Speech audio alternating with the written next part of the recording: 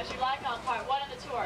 There are a few restrictions on part 2 of the tour, but your guides will let you know which areas are restricted. So until then, feel free to shoot away. And you may want to get your cameras ready because your first photo opportunity is coming up. High in the sky to your right. It's the symbol of the Disney MGM studios. It's our award-winning Earful Tower. It stands 13 stories tall and it's capped off with a set of Mickey Mouse ears weighing 16 tons. And in case you're wondering, that's a hat size. Past this red fire engine, you're going to see 2 futuristic-looking police cars. And they're from the movie Blade Runner starring Harrison Ford. In between those 2 cars, you'll see a black classic car with green spokes, and that's from the film The Untouchables starring Sean Connery and Kevin Costner. And the red car in the center of the pack is called the Coyote, and that's from the television series Hardcastle and McCormick. If you look over to your left, you'll see our production bungalow, where we are currently housing some of the talent. Pardon, let's try this. Our greens department. We store plants, trees, and shrubs until they're needed on the set. Greenery is often used to hide what the camera is not supposed to see. For example, we might use a row of those tall trees to hide the fact that only a small portion of the set was actually constructed. If you look down, you'll see all of our plants are grown in portable boxes, and they can be easily transported to and from the set. We even have our own cast of characters here. Those sculpted figures on our right are called topiaries, and they can take up to 10 years to develop. That camel and elephant, for example, have been shaping up since 1983. If you look down on the ground to your right, you're going to see a large green thing, and it kind of looks like a tree trunk. Well, actually, it's a flower stem from the movie Honey, I Shrunk the Kids. Oh. We're going to be entering one of our more glamorous departments now, creative costuming. And we slowed down some EO and the human co-stars of Who Framed Roger Rabbit. If you look over on the far wall, you'll see some designer sketches, and that's where it all begins. Then the seamstresses and tailors take over. And they use over 175,000 yards of fabric each year.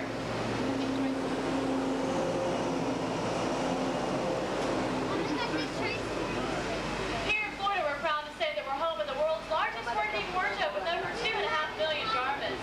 And that number grows each and every day. But it takes a lot more than just costumes. We need lights, makeup, cameras, and sets. So coming up just past our costume department, you're going to be able to see our lighting department. And don't let this dimly lit room fool you, because here we can generate 3.5 billion watts of light for our film and video productions on or off the lot. Housing some of the original masks worn in the film Dick Tracy.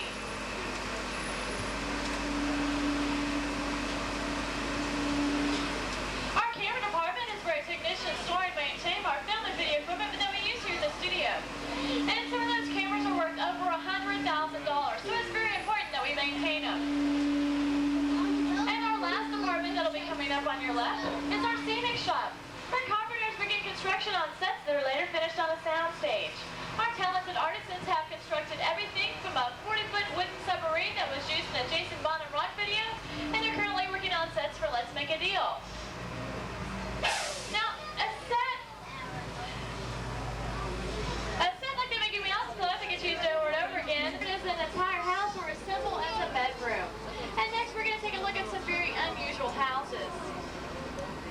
When production crews travel to cities and towns to film on location, they often have to deal with problems they have little or no control. This first house, for example, was recently used in a winter holiday scene. We brought in pine trees, colored lights, and 30 tons of shaven ice to represent man-made snow. And the result was a white Christmas under sunny Florida skies with a temperature of about 98 degrees. Coming up on your right is our only resident back here, and that's good old number 53, Herbie the Love Bug. He's parked himself in front of a Midwestern-style home that was used in the touchstone picture comedy Ernest Saves Christmas starring Jim Varney. This home represented Burns' home. As we drive along Residential Street, you'll notice that we have 7 different architectural style houses. They can represent any neighborhood across America. In fact, a lot of you may recognize this next tan, modern Hawaiian style home that's coming up on your left. It's the TV home of B. Arthur Betty. The exterior shots are filmed out here and then edited together with the interior footage shot on a soundstage in Burbank, California. And that gives you the finished product you see on Saturday nights. We often add set dressings to give it a more realistic lifted look. And the newspaper and the frisbee on the roof. About the only thing missing at that house is a swing set, and that's located right across the street at our Backlot playground.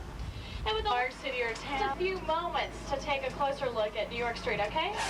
So right now we are going around a corner, which means I can see everybody in the back carrying a shirt. I'm the only one I can see it. Yeah.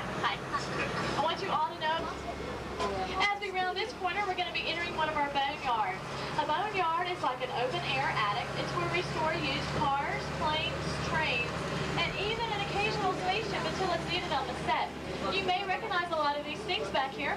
That helicopter, for example, was used in the movie Blue Thunder starring Roy Scheider. These black, red, and orange train cabs are for the movie Tough Guys starring Burt Lancaster and Kirk Douglas. And for you Star Wars fans, coming up is the original Silver Snowspeeder piloted by Mark Hamill and The Empire Strikes Back. And right next to it is a floating round sand skip that was used in Return of the Jedi to help save Billy D. Williams and Harrison Ford from the sand pit monster. That funny-looking silver space pod is from the Disney film Flight of the Navigator. We actually have two of those space pods on our boneyard. This first one has an opening in it, and it was used to film actors entering and exiting the spacecraft. And a little bit later, just around the corner, you're going to see our second silver spaces, but there is a difference between a prop and a set dressing. A prop is something an actor actually uses, and a set dressing, well, do you remember the last house on Residential Street, all the toys in the yard? Those are good examples of what set dressings are. And speaking of Residential Street, if you look past our second silver space pod and across the canal, you're going to get a real backstage view. Notice how the architectural details like the wooden shingles and even the entire back wall disappear just out of camera range. Well, that's because we only build what the camera needs to see. But what if the camera needed to see something that just wasn't there? What if you needed an environment you could get? So a few months ago, a production crew came in our backlot and built one for us.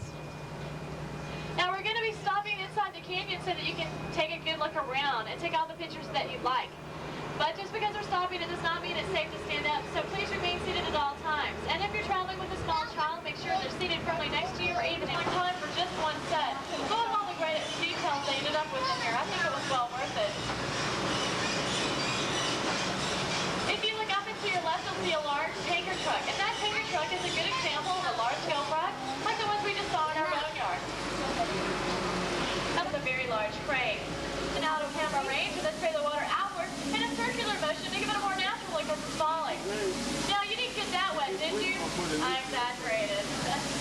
Now, those oil wells came from an actual oil field in Texas, and they were brought in here. What? Scene 1, take 2. We have a tour group in here. Hold on, everybody. This is the earthquake scene, and it looks like we're stuck. So, just hold on, and we'll get out of here as soon as possible.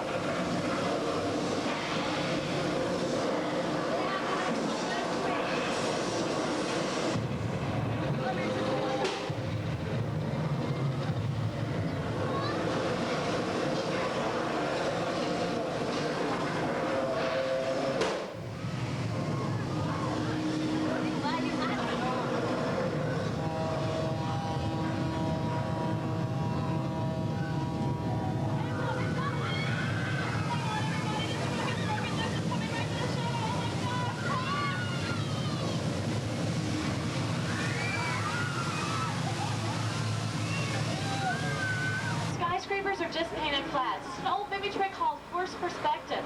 The real Empire State Building's over 100 stories tall, and ours is just a little over 4 stories tall. Hey guys,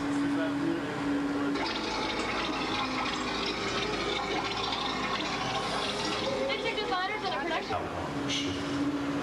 It was one of those long, hot days when Officer Maloney was on his way back to the East Station House at the end of the shift. He was thinking about joining his buddies after work for a nice, tall, cold one. But like I said, there are always surprises when you walk the beat. It was like Fingers Van Cleef pulling a jewelry heist. Bad luck stuck to him like gum on your shoe. Lightfingers was too busy picking up the goods to notice Officer Maloney getting a drop on him. Maloney shouted, "Freeze, mister!" Lightfingers stood straight up and knocked Maloney off balance. He took off. Maloney fired warning shots and shouted, "Drop him!" But Lightfingers wasn't going to give up easy. He shouted, "One move, cop, and the Dane gets it." Maloney pleaded, "No, don't do it."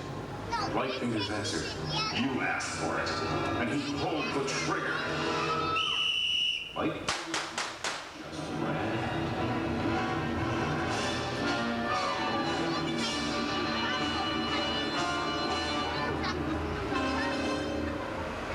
Officer Maloney saved the jewels, but he couldn't save Lightfingers from his own bad luck. Another exciting adventure of Dick Tracy's Crime Stoppers. Well, that just goes to show you never know what you're going to find in a studio backlot.